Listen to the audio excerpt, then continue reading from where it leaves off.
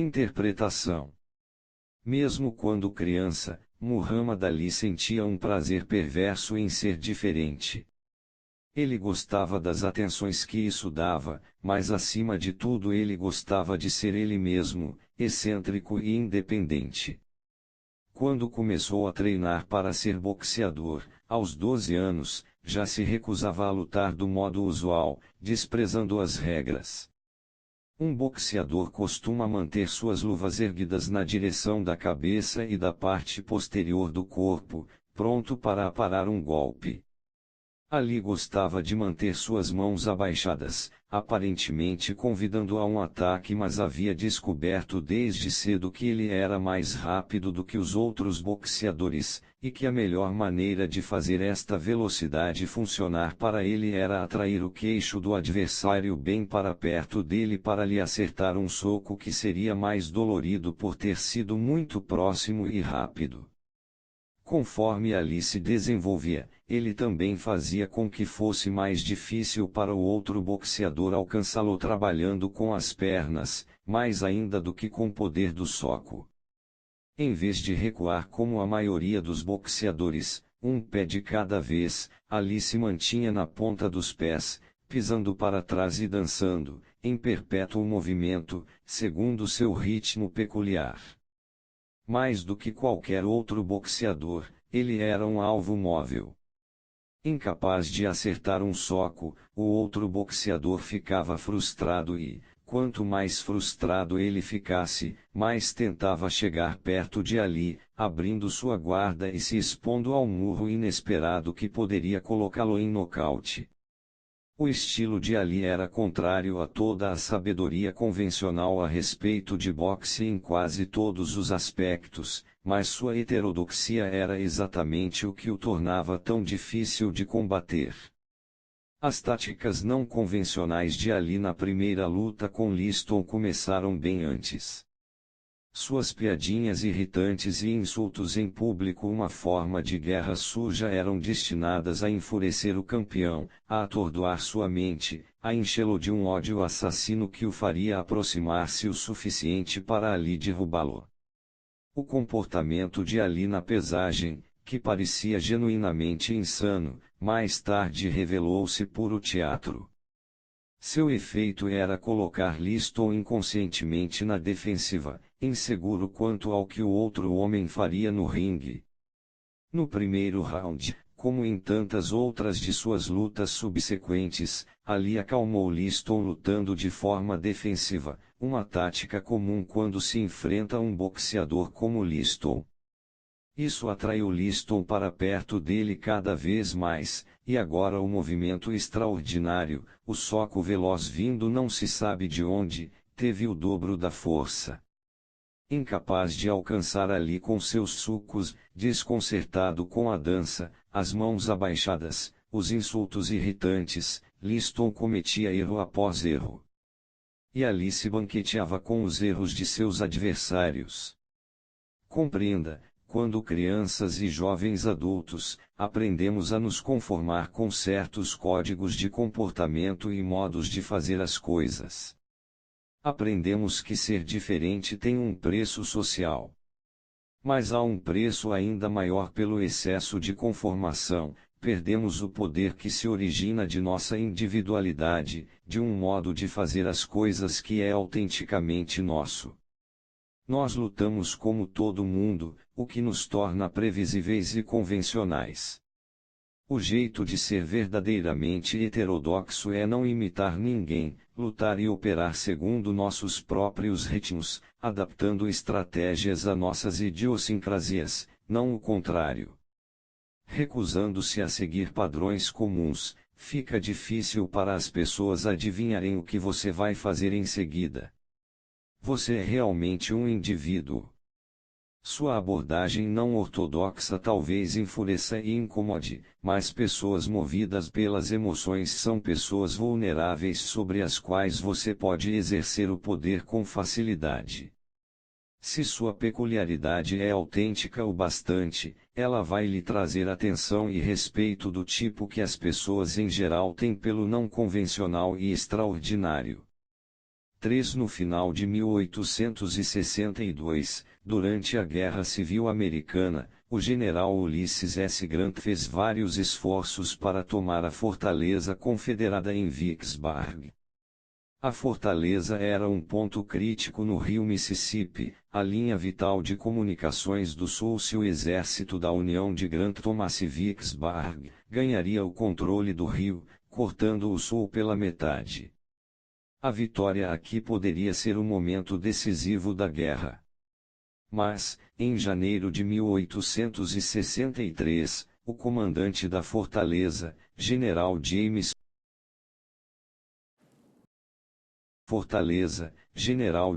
Pemberton, estava certo de ter resistido à tempestade. Grant tentara tomar o forte de vários ângulos ao norte e falhara. Pelo visto, ele tinha esgotado todas as possibilidades e desistiria do esforço. A fortaleza ficava localizada no topo de uma escarpa de 60 metros de altura na margem do rio, por onde qualquer barco que tentasse passar ficaria exposto à artilharia pesada. A oeste ficavam o rio e os penhascos. Ao norte, onde Grant estava acampado, ela estava protegida por um pântano praticamente intransponível. Não muito a leste, ficava a cidade de Jackson, um ponto central ferroviário por onde poderiam chegar facilmente reforços e suprimentos, e Jackson estava firme nas mãos dos sulistas, dando aos confederados o controle de todo o corredor, norte e sul, e o fracasso dos ataques de Grant fazia Pemberton se sentir mais confortável. O que mais o general nortista podia fazer? Além do mais, ele estava em dificuldades políticas no meio dos inimigos do presidente Abraham Lincoln, que viam sua campanha de Vicksburg como um monumental desperdício de dinheiro e potencial humano. Os jornais retratavam Grant como um bêbado incompetente. A pressão era enorme para que ele desistisse e recuasse para Memphis, ao norte. Grant, entretanto, era um homem teimoso. Conforme o inverno se arrastava, ele tentava todos os tipos de manobra, e nada funcionava até que, na noite sem lua de 16 de abril, patrulheiros confederados relataram uma flotilha de navios de transporte de tropas e canhoneiros, luzes apagadas, tentando passar pelas baterias em Vicksburg. Os canhões estrondaram, mas as embarcações deram um jeito de passar por eles com o mínimo de danos. As semanas seguintes presenciaram várias outras travessias no rio. Ao mesmo tempo, as forças da União no lado ocidental do rio foram relatadas dirigindo-se para o sul. Agora estava claro, Grant usaria os navios de transporte que havia feito passar sorrateiramente por Vicksburg para cruzar o Mississippi a cerca de 48 quilômetros rio abaixo. Tem uma ferramenta que se chama HeyGen, que ela cria vídeo no seu lugar. Olá, o que você está vendo aqui? Cerca de 48 quilômetros rio abaixo. Em seguida, ele marcharia sobre a fortaleza pelo sul. Pemberton pediu reforços, mas na verdade ele não estava muito preocupado. Mesmo que Grant atravessasse o rio com milhares de homens, o que poderia fazer quando chegasse lá? Se ele se movesse para o norte em direção a Vicksburg, a Confederação poderia enviar exércitos de Jackson e pontos ao sul para surpreendê-lo pelo flanco ou retaguarda. A derrota neste corredor seria um desastre, pois Grant não teria linha de recuo. Ele havia se metido em uma aventura imprudente. Pemberton esperaria paciente pelo próximo movimento. Grant não atravessou o rio ao sul de Vicksburg, e em poucos dias seu exército estava se movendo para o noroeste, em direção à estrada de ferro que ia de Vicksburg a Jackson. Este foi seu movimento mais ousado até então. Se tivesse êxito, ele desligaria Vicksburg de sua linha de suprimentos. Mas o exército de Grant, não sendo diferente de qualquer outro, precisava de linhas de comunicação e suprimento. Estas teriam de fazer uma conexão com uma base no lado oriental do rio, que Grant na verdade havia estabelecido na cidade de Grangalf. Tudo o que Pemberton precisava fazer era enviar forças de Vicksburg para o sul a fim de destruir, ou até mesmo apenas ameaçar, Grangalf, colocando em perigo as linhas de suprimento de Grant. Ele seria forçado a recuar para o sul ou correr o risco de ser bloqueado. Era um jogo de xadrez que Pemberton não podia perder. E assim, enquanto o general nortista manobrava seus exércitos velozmente em direção à ferrovia entre Jackson e Vicksburg, Pemberton avançava para Grangalf. Para total desânimo de Pemberton, Grant o ignorou. Na verdade, muito longe de se preocupar com a ameaça à sua retaguarda, ele seguiu direto para Jackson, tomando-a no dia 14 de maio.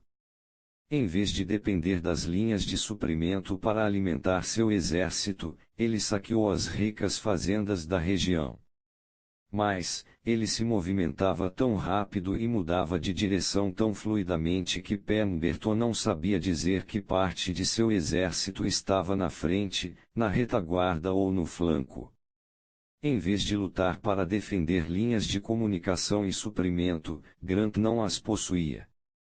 Ninguém jamais tinha visto um exército se comportar dessa maneira, contrariando todas as normas dos manuais militares. Dias depois, com Jackson sob controle, Grant enviou suas tropas para Vicksburg. Pemberton mandou correndo seus homens de Grangalf de volta para bloquear o general da União, mas já era tarde. Derrotado na Batalha de Champion Hill, ele foi obrigado a voltar para a fortaleza, onde seu exército foi rapidamente cercado pelas forças da União. No dia 4 de julho, Pemberton entregou Vicksburg, um golpe do qual o Sul jamais se recuperaria. Interpretação: nós, humanos, somos convencionais por natureza. Quando alguém é bem-sucedido em alguma coisa com uma estratégia ou um método específico, ela é rapidamente adotada pelos outros e vira um princípio rígido com frequência em detrimento de todos se for aplicada sem discriminação.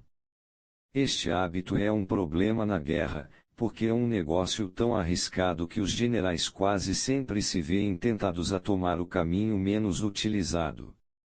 Quando tantas coisas são necessariamente inseguras, o que se provou seguro no passado fica mais atraente. Por conseguinte, durante séculos, a norma tem sido a de que um exército precisa ter linhas de comunicação e suprimento e, em batalha, assumir uma formação com flancos e frente. Napoleão afrouxou estes princípios, mas a influência deles sobre os pensadores militares continuou tão forte que, durante a Guerra Civil Americana, uns 40 anos depois da morte de Napoleão, oficiais como Pemberton não poderiam imaginar um exército comportando-se de acordo com qualquer outro plano. Foi preciso muita coragem para Grant desobedecer a estas convenções e se libertar de qualquer base, subsistindo, ao contrário, do que encontrava nas ricas terras da bacia do Mississippi. Foi preciso muita coragem para ele movimentar seu exército sem formar uma frente. Até os seus próprios generais, inclusive William Tecumseh Sherman, pensavam que ele estava louco. Esta estratégia não podia ser vista por Pemberton porque Grant mantinha as aparências comuns estabelecendo uma base em Grangalf e formando frente e retaguarda ao marchar em direção à ferrovia. Se você não fizer isso, nos próximos 14 dias, a influência desse retaguarda ao marchar em direção à ferrovia. Quando Pemberton chegou a entender a natureza extraordinária do ataque fluido de Grant, tinha sido apanhado de surpresa e o jogo estava encerrado.